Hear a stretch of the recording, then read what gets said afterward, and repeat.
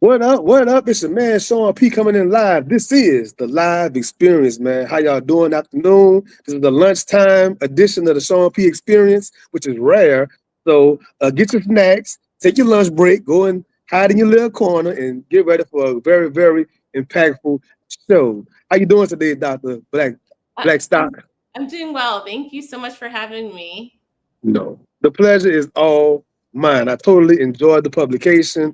I love what I see you doing out there publicly, and I can't wait to have a power pack episode for our audience.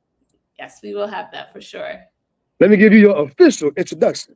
Okay. This is a very special edition of the podcast. We are rooted in truth, legacy, and unapologetic brilliance. I'm your host, Sean P., and today we're sitting down with a powerhouse, physician, best-selling author, health equity advocate, and trailblazer, Dr. Uché Blackstock.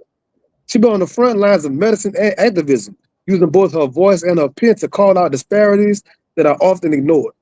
Her best-selling book, Legacy, doesn't just share a story, it shapes the table. From growing up in a household led by one of the first black female physicians in Brooklyn to becoming a national voice for change, Dr. Blackstock has turned her lived experience into a platform of truth telling. So get ready. It's not an interview. This is a masterclass on courage, clarity, and commitment to community. Let's dive in. Yes, let's dive in. Yes, ma'am. Yes, ma'am. So I want to start out here first. So, like, since the book came out, the publishing date, and then we had the election of Donald Trump, and then all the changes happening over the past few months.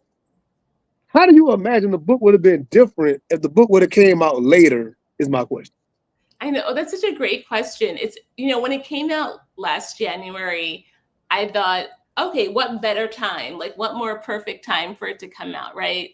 Like, at the same time, I always know these issues, that I write about, racism in medicine and racial health inequities. They unfortunately are evergreen, right? Because racism is so pervasive, right?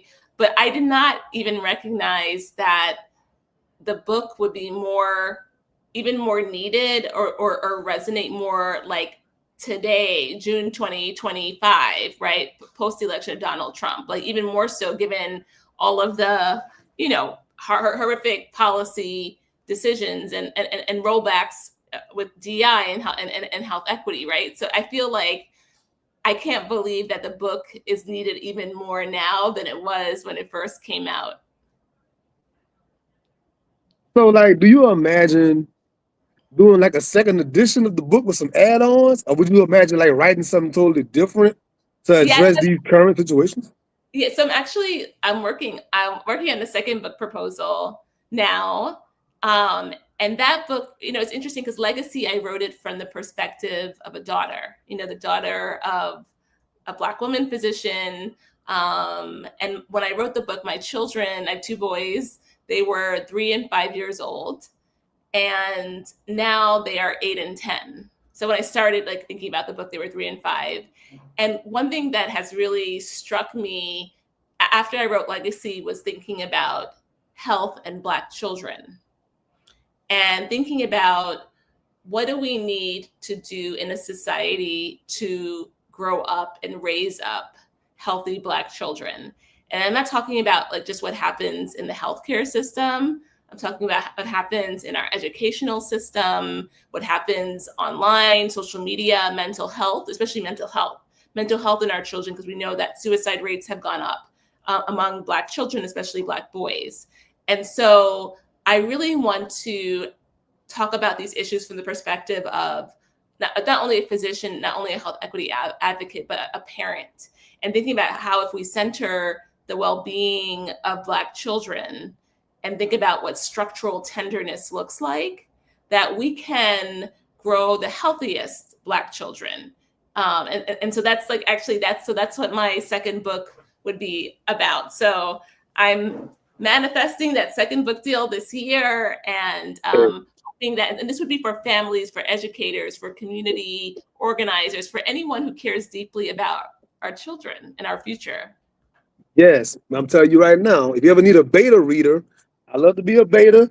And then please Yeah, come back to the show. And please, yeah, when for the book sure. come out, come back. I would love. I love returning guests. That's Yeah, awesome. thank you, thank you. I love a good, powerful origin story. You have a lot of experiences, a lot of things you saw. in the industry. What was the one moment that said, you know what, it's time to write the actual book? What was that spark? But you know what?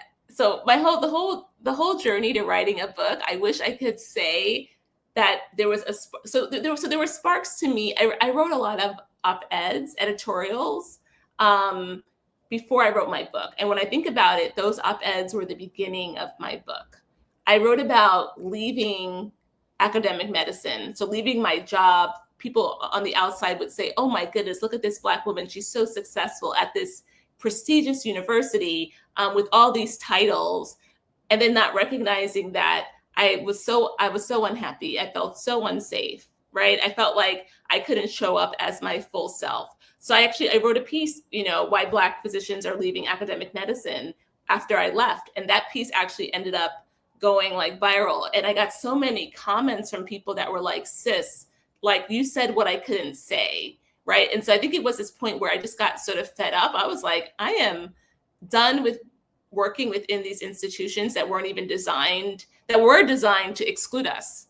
Right. Like here we are trying to make it work within these institutions that were actually built to exclude us. And then us doing all of the work. And I just said, you know what, let me do it. Let me do this work on my own terms. And so I feel like that op-ed was the beginning of legacy.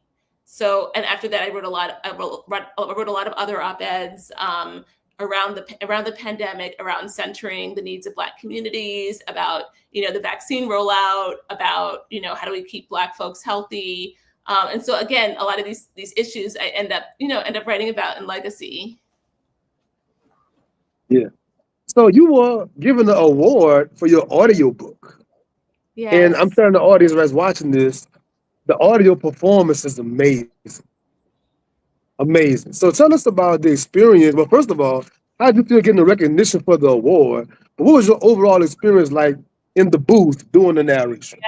Yeah, it's so interesting because when I signed the contract for my book deal, I forgot I forgot that I'd be recording the audiobook, and then I get this email. They're like, "Oh, by the way, Dr. Blackstock, we need you to come to the studio." And I was like, "Oh my goodness." And it was interesting when I got there, the director and the sound engineer, they were, obviously they had already read the book, and they're like, "Oh, we're so excited to record you." So just going inside the booth and reading my own words, and it's a memoir, so it truly felt like recording the audiobook was speaking truth to power, like literally speaking truth to power. And it's funny because I tell people that, obviously the publishers, they want people to buy the hardcover, because that's more expensive, but I tell people really get the audiobook because it's me telling my story, and it's a different effect, it's a different impact.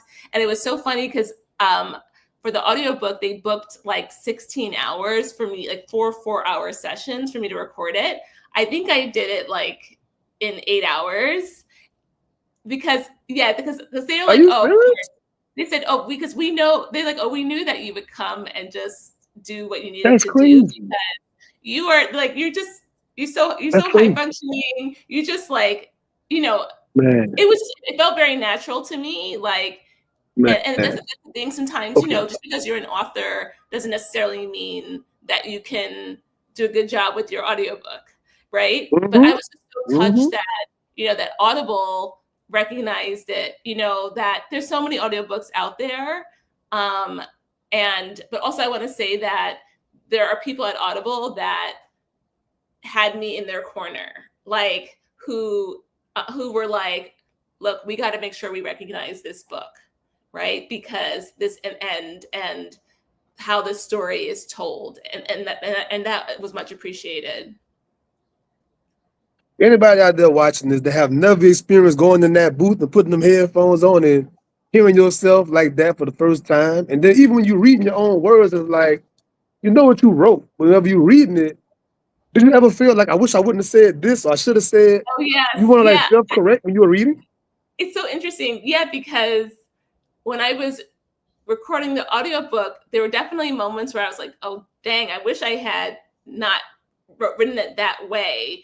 And it's interesting because I did read it out loud. I did read my manuscript out loud before I submitted it, but I think I should have done it like several times like several times more, because I think I would have caught it, or just maybe taken my time to read it out loud. Yeah. Sure, sure. I love that conversation right there.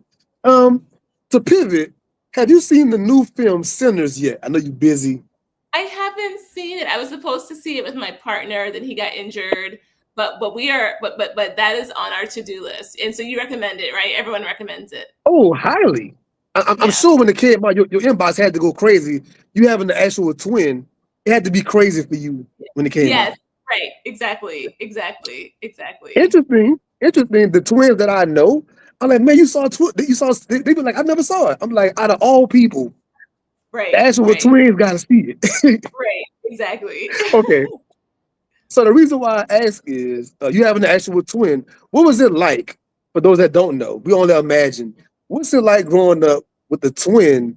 And then, like, how'd you go about like finding your own identity within that? Yeah. Yeah, I would say, the way that my parents raised us, and especially my mother, like they really raised us to be very close to each other, to always look out for each other. So we went to school all the way up into medical school together. So we were still living together in our late 20s, and so that after that we were like, okay, let's like go our separate ways. And for our trainings, she trained in internal medicine, I trained in emergency medicine. She lives in Harlem, I live in Brooklyn, but we're still very close, but it's hard. But I think being a twin, there is that issue of like, how do you define yourself, your individuality, especially when you're spent so much time together with this other person? Like, it's a gift. It is such a gift to have someone who understands you, who gets you. But at the same time, what's also important is making sure that you develop your own identity, which probably happened a little later for us in life than for most people, but it happened. So, like, growing up, did your mom like dress you alike and your hair the same and like all those things that happen with? She dressed us alike maybe until we were like 7 or 8, and then we just dressed ourselves. And we wouldn't dress the same though. But it was interesting. I feel like we always get a lot of attention. Like twins get a lot of attention. So like, we'd be walking down the street, people are like, oh my goodness, twins. Or you're on the train, people are like, oh my God, twins. So it like, you always felt like you're kind of on display. Yeah, but she, she read she was like the last person to read the book before it went to the publisher. I wanted to make sure, like, literally, I feel like the book became what it was because she read it, write the manuscript, and was like, okay, here are my feedback and my edits. And it really came to life, once she made her edits. So at my current job, we have these two 6'2" identical twins. Yeah. And they don't try to separate at all. Same exact haircut. I mean, everything. They're adults? And one, huh? Are they adults? Yes. Yeah, they're grown men. Wow. Grown men. Yeah, same exact haircut. And they're always together. I've never ever seen them. I've been there 6 months. I have never caught them slipping apart. And they barely ever talk, is the scary part. They just walk and they're quiet and they're like solid, their personality. So one day in the break room, they happened to be in there when I was eating. I'm sitting there like trying to listen on the sneak to hear them talk. They don't even talk. They just sit there and then all of a sudden just get up simultaneously and just walk off. I'm like, what kind of mind connection is that? That is interesting. That's very interesting. It's just very. Yes. Like you said, I find myself always just staring at them. Like I'm always just looking. When they walk by, I'm just looking at them every time. Fascinating, right? So when the movie came out, Sinners, I was like, bro, if anybody I know got to see it, y'all like, come on, man. One wear red, one wear blue for real. And in that movie, one is a good twin, one is a bad twin, or they not really. I would never say go the good or bad route. It's just two drastic personality differences. Okay. Yeah. But whenever you see it, you definitely got to let me know. Like, man, I saw it. Yeah, like, I will. Yeah, we got to chop it up. So I love in the book you spoke about how directly your parents were in you and your sister's education, like y'all activities, everything y'all did. Tell us more about the impact your mother had on both of you. We just had Mother's Day last month, so tell us more about your mother. Yeah. My mother. Go ahead. Go ahead. No, go ahead, please. No, I was only saying that I love lately, like really studying. I'm a parent myself, I love studying parenting and the various. It's all subjective, of course, but the parenting routes and the Yes. impact they have on the child long term. You know, there's so many ways to do it. So I love I hearing your story, know. particularly.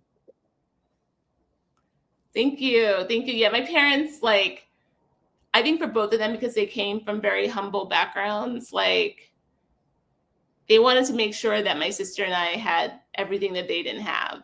And I think my mother especially was like, we're going to go hard. You know, we're going to like make sure that these girls are exposed to everything, right? Like we're going to the museum. We're going to like walk around the neighborhood with a book of flowers and find the different flowers. Like for my mom, everything was, there's always like an educational piece to it, but she made it fun. Like she was very intellectually curious. But what I really love about my parents is that they instilled in us a very strong sense of our Black identity from when we were very from little, you know, to love our natural hair, to love our skin, to be proud of our history, of our ancestry. You know, that's why on the other podcast I was talking about how I had attended this one of my nursery school was the first Afrocentric one in the country, right? It turned like I think 44 years old this year, and being able to go there, and actually in my acknowledgments and legacy, I mentioned Mama Fela, the educator and founder. I mentioned Little Sun People, the nursery school, because they literally laid the foundation for my Black identity. And I feel so lucky. I feel so fortunate to have had that. And how did that impact you as a mother now yourself? How did Yes. your mother's like impact? How does that shape your mothering Yeah, tactics? yeah. I mean, it's interesting because you know I grew up, you know, just with my sister. I didn't grow up around boys, so having two boys and having, you know, raising Black boys. I mean, like, what an honor. What just what a responsibility also. And just, you know, I smother them in love. Like they like, Mommy, you tell us you love us so much. Like you always tell us you love us. And I'm like, well, I never want you to ever guess, ever Come on, wonder, keep you doing it. know. So Yeah. if that's what annoys you, then I'm happy with that. But I really just want them to, like, actually my older one is going into middle school soon, and he's going to a school that's all boys, but all boys of color. And that was really important. That's really important for me, especially as they go into middle school, you know, until 10, 11, 12 years old, where, you know, it's a tough time for them developmentally, that they're in an environment where as a Black boy, that they are being supported. So these are things that I feel like I learned from my parents that I'm trying to replicate with my kids. I'm gonna tell you right now. This year I'll be 44, and my mom and I'm an only child. My mom always, to this day, we are so close, and she's always just pouring on the love. So keep on doing that. Yes, It's yes. Oh, important. It's vital. beautiful. Yes, yes. So you and your sister were Harvard's first Black mother and daughter legacy graduates.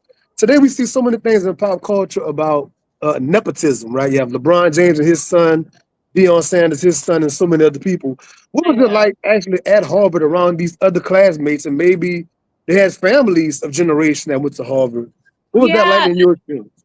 yes, it's so interesting because, you know, when the book was coming out, my editor, she's a white woman, and she said, "Oh, you know, Uche, I didn't think about this, but I was wondering how are you going to respond when people say, oh, you know, legacy, you know, that's like, you know, like, you know, your legacy is like white legacy, like, you know, legacy admissions at Harvard, where there are generations of white families that have gotten in, you know, the same family maybe has been there 4 or 5 generations." And I'm like, first of all, this is so different, because the fact is that my mother grew up in poverty, right? Like she was the first person in her family. The fact that when you have literally in 2005, we were the first Black mother-daughter legacy from Harvard Medical School.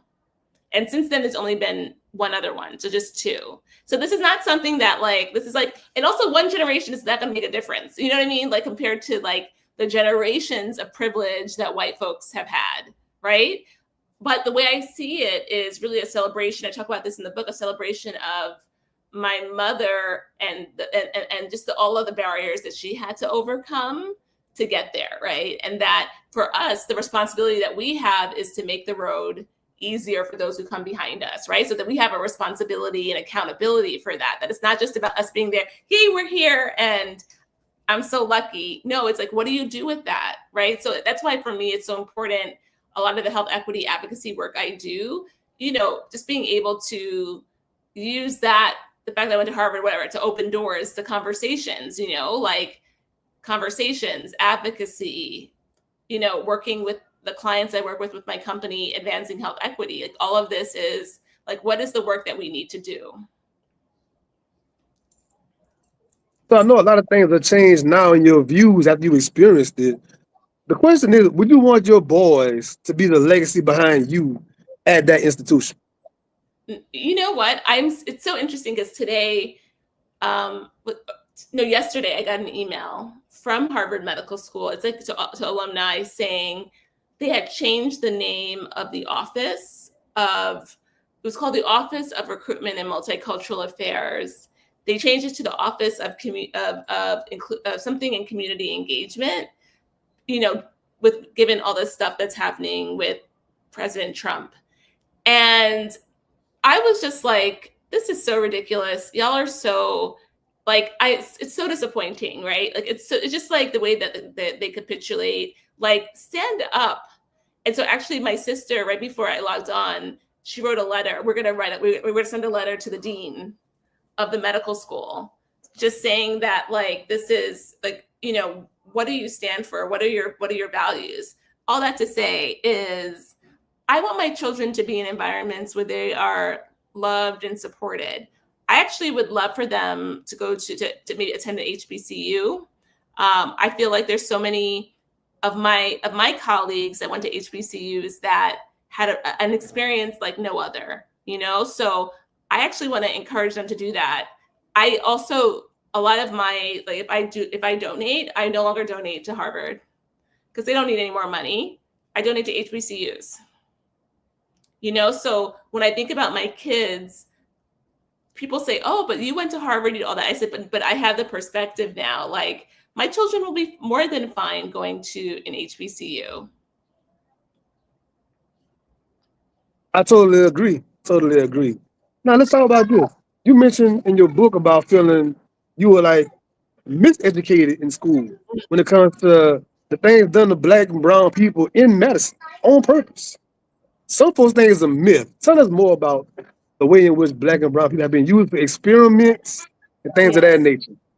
Yeah, I think, it's so, I talk about this process of unlearning and relearning and recognizing it wasn't until I was a practicing physician how much I had not learned, right? Like that so much of what we see today in terms of racial health inequities is deeply rooted in the history of slavery, of systemic racism, right? So like even, J. Marion Sims, I know people know more about him now, but the grandfather of modern gynecology, right, who experimented on enslaved Black women and did so in the most horrific way, right? But was, a statue of him was across from the New York Academy of Medicine up in Central Park up until a few years ago, right?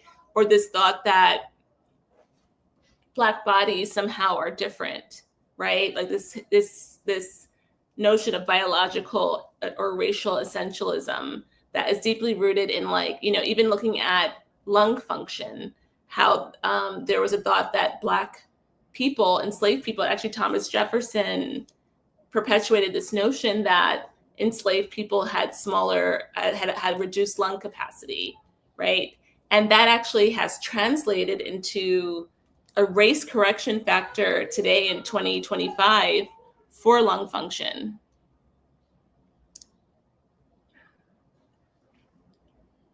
This is crazy. This is crazy.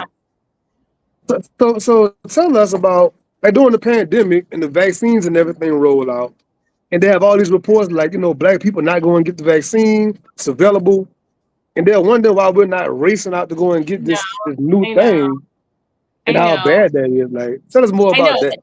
Yeah, and even as a doctor, I get it, because I'm also, my lived experience is as a Black woman, you know, and I also don't come at it from a paternalistic viewpoint. Like, for me, what's most important is that our folks understand, like, where the vaccines come from, what they do, how the studies worked, right?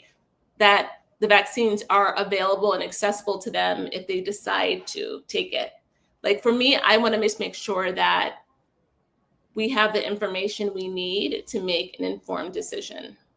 So I'm not gonna be like, yeah, take that vaccine, even though there's part of me that's like, yeah, take that vaccine. Because I recognize that, you know, so we talk about medical mistrust, but in the book I talk about institutional untrustworthiness, that we have, there's a historical track record of societal institutions proving themselves untrustworthy to our communities. So when you have an event, like unprecedented event, like a pandemic, and you're telling people, hey, go out and get this vaccine, they're like, wait, hold up, what? And why? And how did this happen so quickly? It's so important that we are communicating the why and how and all of that. So that's why, like, you know, for me, writing those op-eds about the vaccine rollout and centering Black communities and how we could do that, right? Getting churches, barbershops, salons involved, right? Trusted messengers. But also for me, a lot of the work I did in terms of the media on MSNBC and NBC News on air, it was really me communicating to our community, what is the information that you need?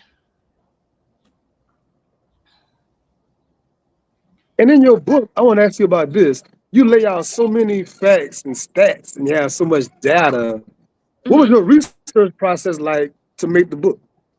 I know. Yeah, I think I am an academician at heart. So even though I'm no longer in academics, for me, I always love putting the data in, right? And so a lot of the data, I actually already had articles that, like, in my on my computer, from just things that I would read, you know, that I was like, oh yeah, I want, you know, this is important, let me keep this. And then I'll be like, oh yeah, I'm gonna refer back to this for the book, you know? So just like making sure that, so I think part of the book is like having the stories, the storytelling, right? But also, how do you tie that in with the data that backs up what your stories are saying? And I wanted to make sure that I wrote the book for a broad audience, so that it's not just a regular memoir, right? It's a memoir that is social commentary, that's history, that is also a lot of data in there, so people can actually know, like, what's the real, like where are we at? Like, what do these statistics show? And there's a myth about nonfiction books, like they're dry, it's just cold facts. I But you know. had the beautiful writing and storytelling along with the facts to back it up. That made it a powerful read. Thank you. And I think part of it is that, you know, it's the storytelling that connects to people, that resonates with the reader, right? And so I thought to myself, how can I educate my reader about these issues, but do it in a way that is not so dry? And it's the stories, right? It's the stories, and you connect it to the data, right? That is how people, and that's how it sticks with people. That's how people remember. Yes, ma'am. I want to talk about one of the hardest topics in the book, of course, is the passing of your mother.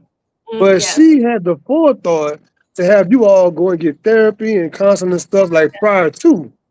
Talk about Yes. the importance of having that pre-work done before something like this I happens. know, like, I mean, the fact that my mother recommended that I see a grief counselor, like, while she was sick, right? Like, while she was sick, and then I continued to see them after she passed away. But just having just someone else to talk to about what I was feeling, about, you know, what I knew was inevitable, right? Like, I think we knew that it became clear that my mom wasn't going to survive the leukemia. So, and she was, we were in Boston, she was in New York. So it was good to have someone else, my therapist, my grief counselor there, that I could actually talk to about these feelings that felt so scary. It's like, what am I gonna do when she dies? Like, how am I gonna hold up? And it's interesting because, it's been, she died in 1997, and by this time I've spent more of my life without her physically than with her. But the time that I spent with her was just so powerful. Like, it's like we were just together yesterday, right? Like, I remember how she used to hug me and kiss me, and like, just all of those really wonderful things. And so I definitely think writing the book was a way for me to process more of the grief. More of the grief. Yeah. It was very therapeutic writing the book. There was a time, like right before the book came out, that I said, oh goodness, like, I'm exposing like all my personal feelings in this book, and people are going to be reading it. But I think it is so important, like, vulnerability is important because it is healing. Other people can relate. It makes people feel like not alone. So I feel that's another way I feel so honored to have written Legacy, because that whole process just brought a lot of those feelings up to the surface. So whenever I would meet with my therapist, we'd be talking about, oh yeah, I remember my mom said this. And I also recognize when you lose someone, you're grieving your entire life. Your entire life you grieve them. It never ends. Yeah, I had a recent death in my family as well, and I know, like, years leading up to it. I mean, we all know what's gonna happen ultimately. And so I think I was in my own way doing that pre-work as well, trying to just. I mean, whenever it's real, it's a whole different story. But you try to anticipate as much as you can. I think it did help me looking back on it. Yeah, and I was able, and I read about in the book, I was able to have really hard conversations with my mom. Like, the one conversation I write about is like, I was like, Mommy, like, what do you have to share with me? Like, what are things I should do when I get older, right? She told me, even when you have your babies and you're busy, you always take care of yourself first. I mean, that's so powerful for her to tell me that, right?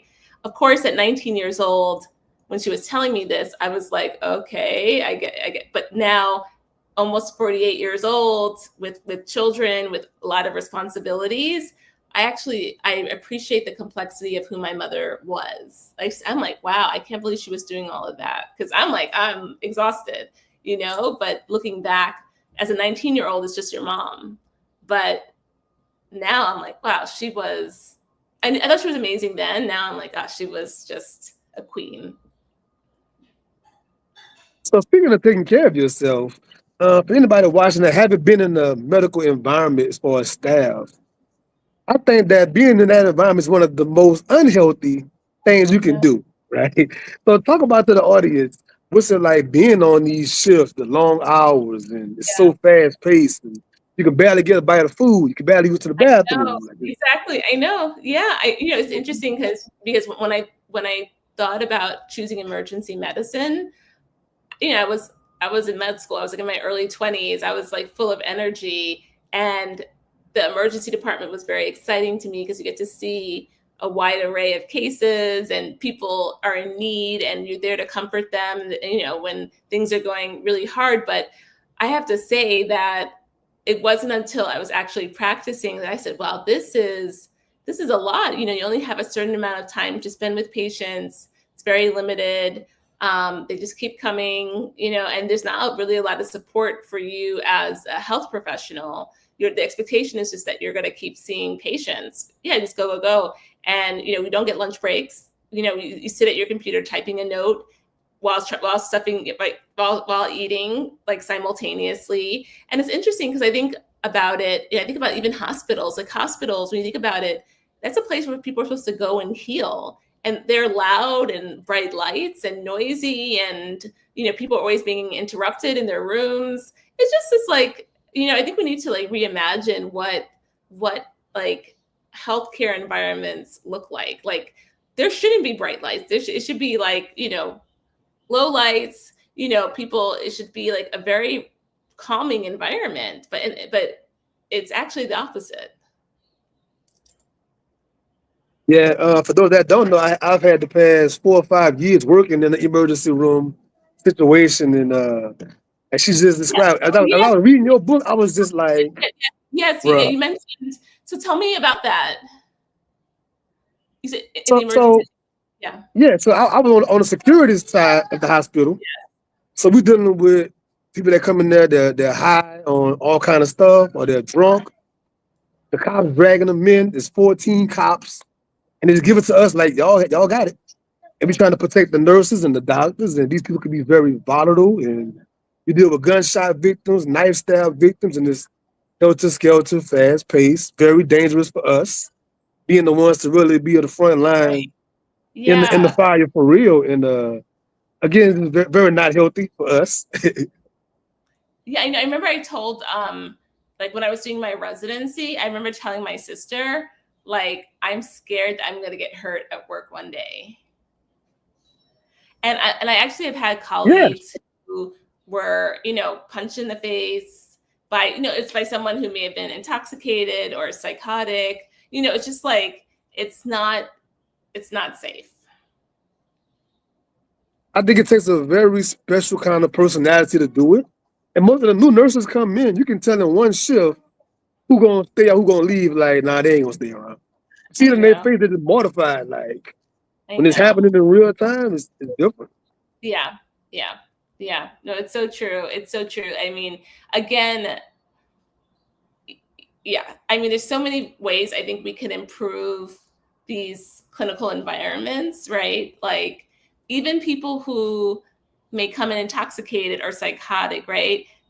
These environments are overstimulating to them, right? And then if you have a lot of people around you, it's yeah. And I think the worst thing about it, as far as my role in security, is some of the nurses not being empathetic or sympathetic. They're To the treating patient. these patients like, okay, you another number, you another person, I or you a frequent flyer, you always coming in like this, and they're not trying to hear them out. So they're antagonizing this person. I They're know. demeaning, degrading this person, and then when they get flared up, I got to be the one to deal with it. You gonna just walk off? Like I I've seen a lot of that. Yeah, yeah. It's interesting that you mentioned frequent flyer because in the book I wrote about our patients with sickle cell disease who come in often are considered frequent flyers, right? And that's used in a negative, pejorative way. And when I was in training, I felt like my supervising residents and attendings were like, are you sure that person really has sickle cell disease? Or, are you sure they're really in pain, right? And they're here all the time, but it's because sickle cell disease, is even though it impacts people from all over the world and it's related to geographical ancestry, in the US, it's racialized as a Black disease. So because it's a Black disease, it hasn't received the funding, even though it was first described over 100 years ago. It hasn't received the funding. Last year, there's gene therapy that came out to treat it, but you have to be admitted to a hospital for months and you can actually be cured from it, but you need, insurance to pay for it. So it's amazing, but it took decades for another treatment to come out because it's a Black disease. But again, the way that health professionals talk about these frequent flyers, right? They're there because there isn't a system outside the hospital in place to care for them. And what I would see is that the people in the gray, I call it, to where it's like they might be homeless or whatever, and there's no real place for them. And then they Right. get kicked out of mental health hospitals. They get kicked out of, so they get arrested. Now you're going to jail. Yeah. Then the jail puts you out on the street. So they come to the hospital to go to the bathroom, to get a drink of water, to get a snack maybe. And they're coming 3 or 4 times a day. And Yeah. so the staff pretty much treating them like you're a disturbance, you are whatever. They're just trying to Right. live. I know. And the fact is that, we know that the mental health safety net is very, very weak and very poor in this country. And also because we don't have, we have a fragmented for-profit healthcare system We don't think about preventive care. We don't think about mental health care. It's not a system that's set up to really care for people. Even though it's called healthcare, it doesn't care for people. And so I see someone said, I think it's very important for patients to have the courage to advocate for their treatment in healthcare. And I agree also, like, I do struggle with that because I feel like I don't want the burden to have to be on the patients to deal with interpersonal and systemic bias and racism. But I do want to make sure that we come in fully informed, that we are able to advocate for ourselves. There was a viral video on TikTok recently where there was a young white male physician who said, "Hey, can anyone tell me? I want to know why when I go into a room with my Black patients, they always have someone on FaceTime." It's because they don't trust you and they need someone else there for either moral support, to help advocate for them, for surveillance. You know what I mean? So I tell people, bring someone with you. Yeah, maybe, definitely ask your provider, yes, do you mind if I FaceTime or call my significant other family member to be on this? But, of course, bring someone with you for that support. You know what's sad? If you think about it, it's almost like getting pulled over by the cops. I know. And you gotta go on FaceTime. You gotta have somebody with you in all of these scenarios. I know. And so that's why, like, it's so important for me, like, the advocacy work that I do around speaking about how racism shows up in healthcare and outside, and how it impacts our health, because, like, people don't understand how, like, not only are we dealing with how systemic racism has deprived our communities of resources, right? The resources that actually would make us healthy, right? Like, parks and better education and all that impacts health, right? But then the fact that we actually have to deal with, being mistreated and disrespected when we go seek care, like, it's compounding. Yeah. I wanted to ask you about the advocating question later on in the pod, but since we're here now, like, the nuances of being able to advocate, because, like, it almost takes you knowing certain things to be able to even ask a question or rebuttal. If I don't know what these medicines are, and they say, "Oh, take 5 of these 4 times a day," like, I don't know what. Now I don't need this particular one. So advocating can be difficult if you don't know so many things. Right, which is why I do think, and what health literacy is very important. Like, when we talk about how racism operates, part of how racism operates is making information that you need inaccessible, right? And so I think what's so important is for us to, and there are a lot of great community-based organizations, even our local departments of health, like, going online, using those organizations to get your information, but making sure that also health literacy, that information needs to be written at a 4th, 5th grade level.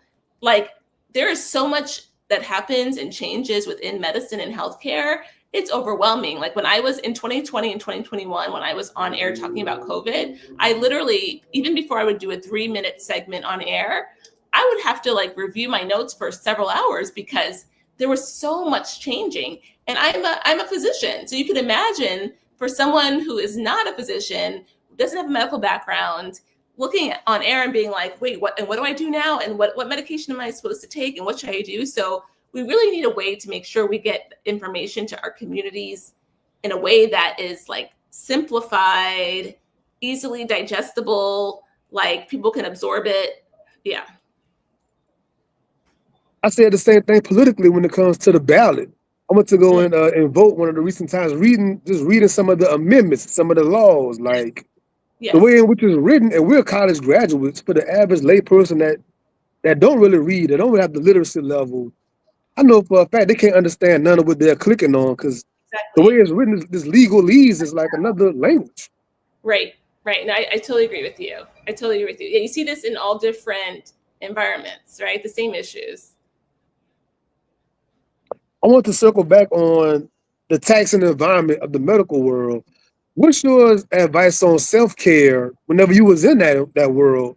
What were some of Yeah, the things you had to do to reset and ground yourself and yeah. I find a have to say, breath yeah, on the field, find a little corner?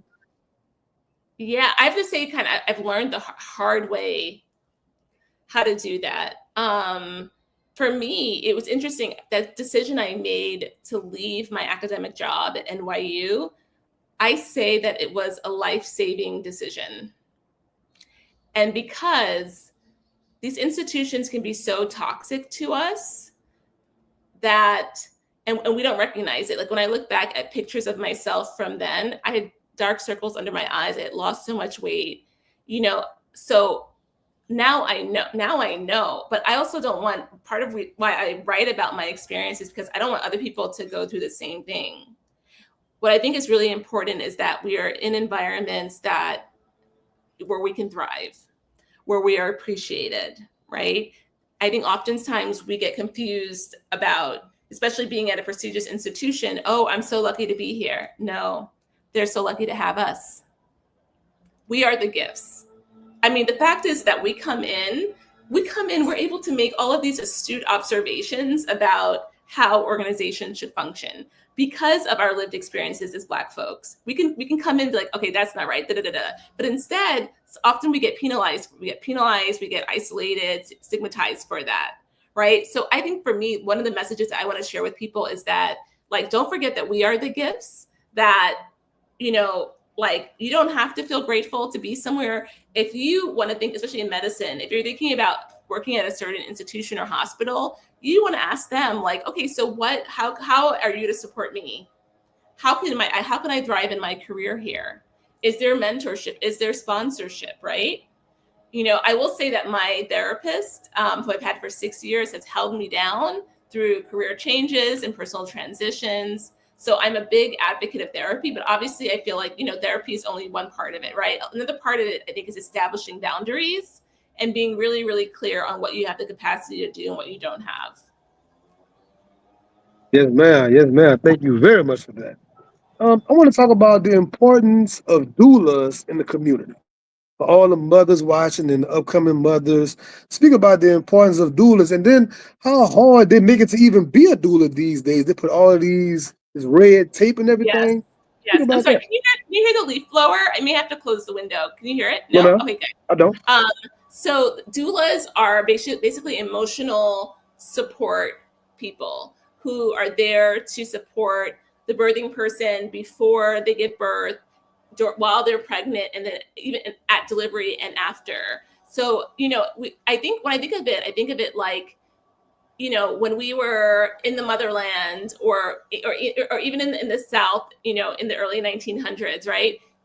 There were, granny midwives and other people who came to help support you, right, as you gave birth. I want to just say also, midwives they deliver the babies. Doulas don't deliver babies, but they provide emotional support.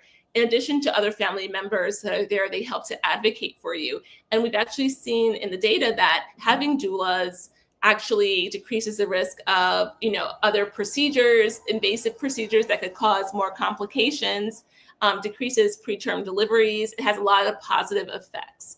And so one of the issues is that insurance doesn't often cover a doula, right? And if you don't have insurance, you have to pay out of pocket for it. So it's not accessible to everyone. I think doulas are incredibly important, but I want to make sure that we understand that they're only one part of the solution to addressing maternal mortality, because, we need actually midwifery centered care. We are one of the only high income countries that we underutilize midwives. So midwives are nurse professionals who have special training in delivering babies, right?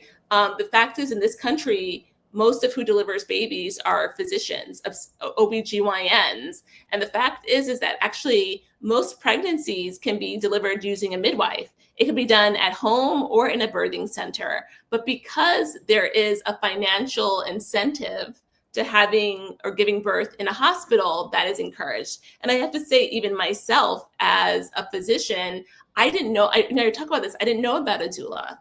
I didn't know about midwives when I was having my kids, right? My first one, I used a doula for my second one, but I didn't know that having a home birth was an option, because often in the emergency department, we would see like the worst of the worst. We would see the babies coming in that had a home birth that didn't go well, but we didn't see all of the other home births that went well. So what I think is important for our community members to understand is, what are their options, right? You can have a doula, you can use a midwife or an OBGYN. What are the indications and criteria for someone to use an OBGYN versus a midwife, right? OBGYN, if you're a high risk pregnancy, OBGYN. If you're low risk, you can actually give birth at home or in a birthing center. But these are things that I want our community members to know, because we know when we go into a hospital, that increases the risk of C-section, that increases the risk of complications, that makes things just harder and worse outcomes.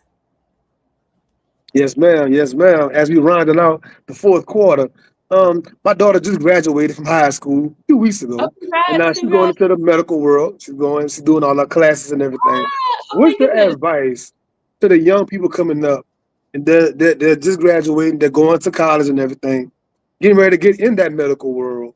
What's your advice you would give to the youth? Yeah, so my advice is to find mentors early. Look around, also recognize that mentorship is a two-way street, that you're not just like reaching out to someone and saying, I need your help, but saying, here's what I like to do. Do you have any particular advice about XYZ? So identifying mentors early. I think getting into programs early that expose you to medicine. Like I think high school is too late. Like I'm a big proponent of pipeline programs starting from like kindergarten, right?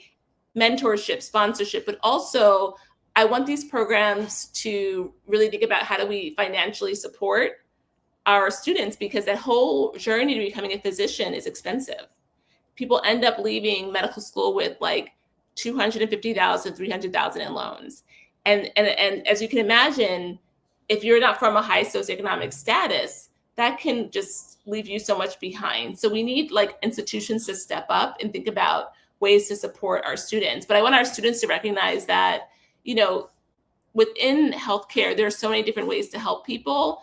Being a physician is one of them, but you can be a physician assistant, nurse, medical assistant. Like there are all these different ways, and just knowing what your options are important. Thank you very, very much for that. I know a lot of us like medical TV shows, and they paint a certain picture. And the person think about the nursing field or anything medical field, they always thinking this flowery stuff. And I'm Right, glad you were so transparent in your writing. Like, what's some of the day to day like? What's some of the process right, like? Even the schooling part. I think that was right. important for you to lay that out for the youth coming up behind you. Thank you. Thank you. Yes, ma'am. Yes, ma'am. Well, I totally, absolutely loved you on the show. This has been a Thank great you. episode, as Thanks I for having knew it would be. Totally enjoyed it. Any important words for the viewership? Oh, I would just say, I wrote this book to help connect the dots for why in 2025 we see the racial health inequities that we see. All of this is preventable, right? And so I think we all can make a difference. Sometimes it feels overwhelming, but look hyper locally or locally, community-based organizations in your neighborhood that are doing great health equity work that you can volunteer with, support, or amplify their work. That's the way to do it. That's the way to do it. Thank you very, very much. For the Thank you, Sean. audience, my Thank you. next interview will be on June the 11th. I have the author Anita Kopaz talking about her second book, The Wind on Her Tongue, with Black Privilege Charlemagne the God Publishing Company. And she'll be here for the second time on the Sean P. Experience. Look out for the flyer. I will see y'all next time.